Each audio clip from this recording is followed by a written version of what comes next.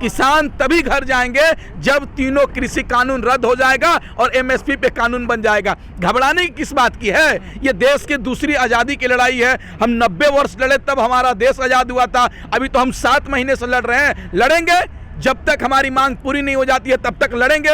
ये सरकार को भी पता चल जाएगा कि किसे पल्ला पड़े हुए हैं। ये सरकार को भी बीपी हाई हो गया, जाके पता कर लीजिएगा। मोदी जी किसान का नाम सुनते ही बीपी हाई हो जाता है उनका। बंगाल में क्या हुआ?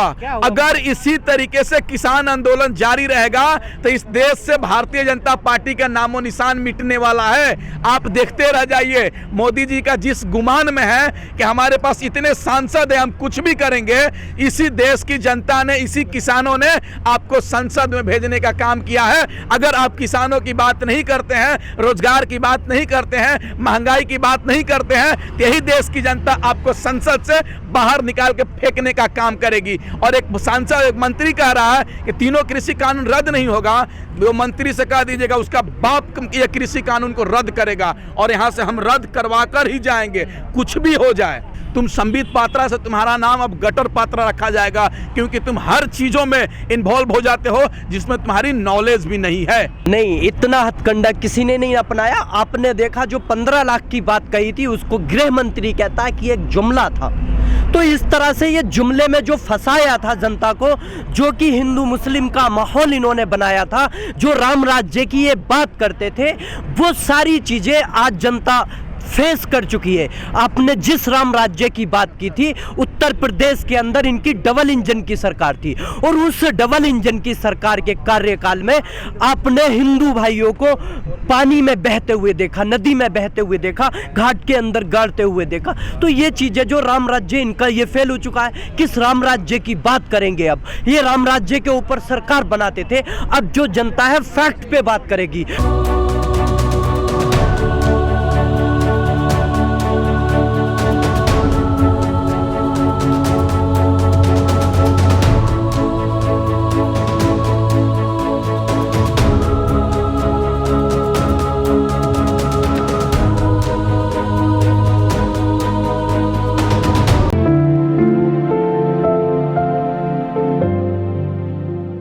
एक बात बताइए, जिस तरीके से ये काला झूठ बोल रहे हैं कृषि मंत्री, पूरे तरीके से झूठ बोल रहे हैं। अगर किसानों से बात करना चाहते हैं तो आप डेट को फिक्स कीजिए कि इस तारीख को किसान आए, उनसे बात करेंगे इस तीनों कृषि कानून पर। लेकिन ये सरकार सुनने को तैयार है क्या?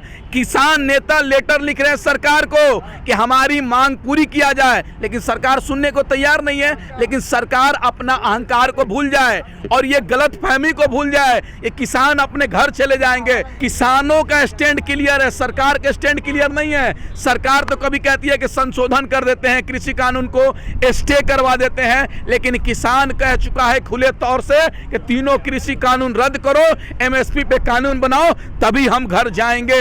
एक बात सुनिए ना, देश में महामारी चल रही थी, पूरे देश के लोग घर में दुबके हुए थे, लेकिन किसान तभी बॉर्डर पे बैठा हुआ है। इससे बड़ा देशभक्त कोई नहीं हो सकता है, इससे बड़ा देश प्रेमी कोई नहीं हो सकता है। सरकार को सोचना होगा और सरकार को हम मजबूर करेंगे कि ये तीनों कृषि कानून रद्द करे। 2014 से पहले कहते थे कि बहुत हुआ किसानों पे अत्याचार, अब की बार मोदी सरकार वही तो सत्ता में आकर किसानों पे अत्याचार करने का काम कर रहे हैं। ये सलवार जीवी लोग रामदेव बाबा किसानों के कहते थे किसानों की आय तो गिनी होगी, लेकिन क्या हुआ? आज किसान सड़क पर बैठने पे मजबूर हो गया है। सरकार सोचे, नहीं सोचेगी तो सरकार को उखाड़ फेंकने का काम किया जाएगा। ये कृषि कानून से क्या लग रहा है आपको? दोगुनी हो जाएगी ये सरकार की। देखिए, सरकार की बातों पे आप नहीं मान सकते हैं, क्योंकि जो सरकार कहती है वो नहीं होता है। सरकार तो ये भी कही थी कि देश में हर नागरिकों को 15-15 लाख खाते में आएंगे,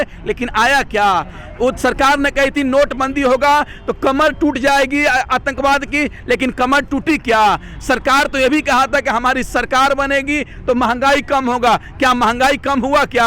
ये तो सरकार यह भी कह रही थी कि 40 रुपये पेट्रोल देंगे। क्या ये सरकार 40 रुपये पेट्रोल देने का काम की क्या?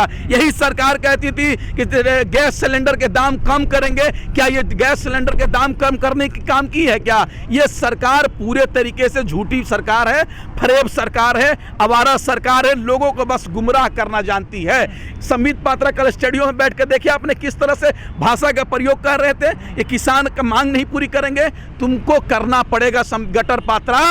आपके बातों से हम सहमत है, काला धन आया है हमारे देश में, लेकिन काला धन लाने के बाद ये जो भारतीय जनता पार्टी के नेता और भारतीय जनता पार्टी के समर्थक है, उन्होंने आपस में बांटने का काम किया है और देश के लोगों को गुमराह करने का काम किया है और देश के लोगों को गरीब बनाने का काम किया है। आज देश में देख लीजिए, गरीब और अमीर के बीच में जिस तरीके से खाई हो चुकी है कि इस कोरोना महामारी में किसी को खाने के पैसे नहीं है, लेकिन 70 से ज्यादा इस देश में कोरोना महामारी में करोड़पति बनने का काम किए हैं। आज लोगों के पास पैसे नहीं है लेकिन अमीर बनते जा रहे हैं। ये सरकार चाह रही है कि गरीब को भूखे मारा जाए और अमीर को और अमीर बनाने का काम किया जाए, लेकिन ऐसा नहीं होने जा रहा है। क्योंकि जब हमारा देश गुलाम था, हिंदू मुस्लिम बैकवर्ड फॉरवर्ड गरीब अमीर तमाम लोगों ने मिलकर इस देश को आजादी दिलाने के लिए लड़े थे।